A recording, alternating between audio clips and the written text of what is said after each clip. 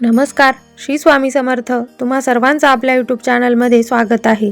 आजच्या या व्हिडिओमध्ये आपण बघणार आहोत की महाशिवरात्रीच्या दिवशी शिवलिंगावर पूजा करताना कोणकोणत्या गोष्टी अर्पण करायच्या नाही आणि म्हणून ही माहिती कुठेही स्किप करू नका, कारण आपली एक छोटीशी चूक आपल्याला आपण केलेल्या पूजेचं फळ मिळून देणार नाही. आणि जर तुम्हाला माहिती आवडली तर चॅनलला सबस्क्राईब करा आणि व्हिडिओ तुमच्या मित्रपरिवारासोबत शेअर करा. यावर्षी महाशिवरात्र रविवारी 15 फेब्रुवारी 2026 रोजी आली आहे आणि महाशिवरात्र ही भगवान शंकरांची आराधना करण्यासाठी अतिशय महत्त्वाचा दिवस आहे. आपण जेव्हा शिवलिंगाची पूजा करतो तेव्हा शिवलिंगावर आपल्याला कोणत्या गोष्टी अर्पण करायच्या आहे किंवा कोणत्या गोष्टी अर्पण करायच्या नाही याबद्दल योग्य माहिती असली पाहिजे.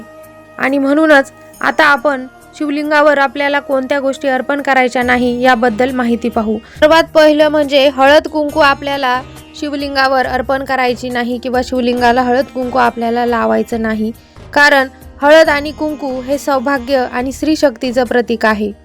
देवीच्या पूजेमध्ये आपण हळद कुंकू वापरत असतो. भगवान शंकर हे महायोगी आहे आणि त्यांना योग आणि वैराग्याचं रूप आहे आणि म्हणून आपल्याला शिवलिंगाला फक्त भस्म अर्पण करायचा असतो. शिवलिंगाच्या पूजेमध्ये आपल्याला हळद कुंकू अर्पण करायचं नाही. आता पुढची वस्तू आहे ती म्हणजे तुळशीची पाने. बघा, तुळशी लक्ष्मी आणि भगवान विष्णूंचं प्रतीक आहे. महाशिवरात्रीच्या दिवशी शिवलिंगावर तुळशी वाहायची नाही, कारण तुळशीला शिवपूजेमध्ये वर्ज्य केलेलं आहे आणि म्हणून तुळस किंवा तुळशीची पानं आपल्याला शिवलिंगाच्या पूजेमध्ये महाशिवरात्रीच्या दिवशी वापरायची नाही. आता पुढची वस्तू आहे ती म्हणजे केवडा आणि चाफ्याचं फूल. बघा, पौराणिक कथांनुसार या फुलांना भगवान शंकरांनी शाप दिलेला आहे आणि त्यामुळे भगवान शंकरांच्या पूजेमध्ये केवडा आणि चाफ्याचं फूल अर्पण करणं निषिद्ध मानलं जातं आणि म्हणूनच पूजा करताना आपल्याला केवडा आणि चाफ्याचं फूल शिवलिंगावर अर्पण करायचं नाही. आता पुढची वस्तू आहे ती म्हणजे नारळ. बघा, नारळ किंवा नारळाचं पाणी आपल्याला शिवलिंगावर अर्पण करायचं नाही. बघा, बऱ्याच ठिकाणी शिवलिंगावर नारळ फोडलं जात नाही किंवा नारळाचं पाणी देखील शिवलिंगावर आपल्याला अर्पण करायचं नाही. आता पुढची वस्तू आहे ती म्हणजे तुटलेले तांदूळ किंवा अक्षता. बघा, जेव्हा आपण शिवलिंगाची पूजा करतो तेव्हा भगवान शंकरांच्या शिवलिंगावर तांदूळ अर्पण करण्याला खूप महत्त्व आहे, परंतु जेव्हा आपण हे तांदूळ शिवलिंगावर अर्पण करत असतो तेव्हा आपल्याला ते तांदूळ फुटलेले घ्यायचे नाही किंवा खंडित तांदूळ आपल्याला शिवलिंगावर अर्पण करायचे नाही. शिवलिंगावर नेहमी आपल्याला पूर्ण तांदूळ अर्पण करायचा आहे. त्याचबरोबर मोहरीच्या तेलाचा दिवा देखील आपल्याला शिवपूजेमध्ये वापरायचा नाही, शिवपूजेच्या विधीच्या विरोधात. त्याचबरोबर आपल्याला शिवलिंगाची पूजा करताना मोहरीच्या तेलाचा दिवा वापरायचा नाही. शिवपूजेमध्ये मोहरीचं तेल हे वर्ज्य मानलं जातं.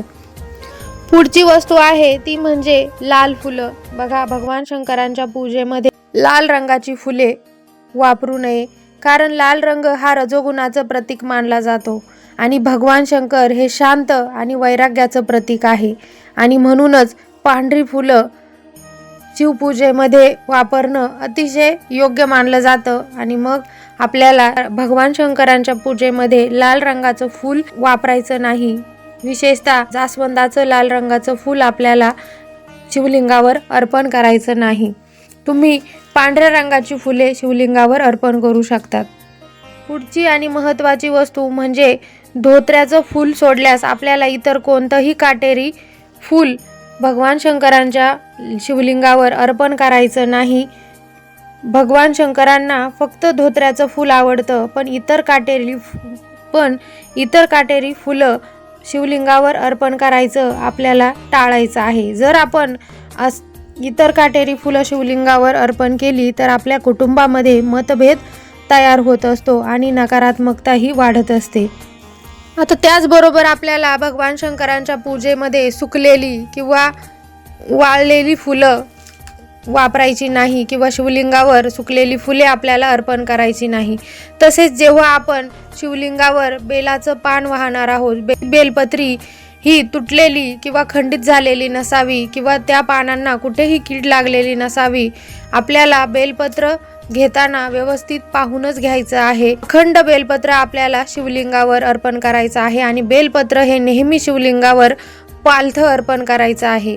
त्याचबरोबर भगवान शंकरांची पूजा करत असताना आपल्याला पूजेमध्ये शंखाचा वापर टाळायचा आहे, कारण शंखाचा संबंध भगवान शंकरांनी वध केलेल्या शंखचूड राक्षसाशी आहे आणि म्हणून शिवपूजेमध्ये शंख वर्ज्य आहे किंवा शंखनाद करणे वर्ज्य आहे।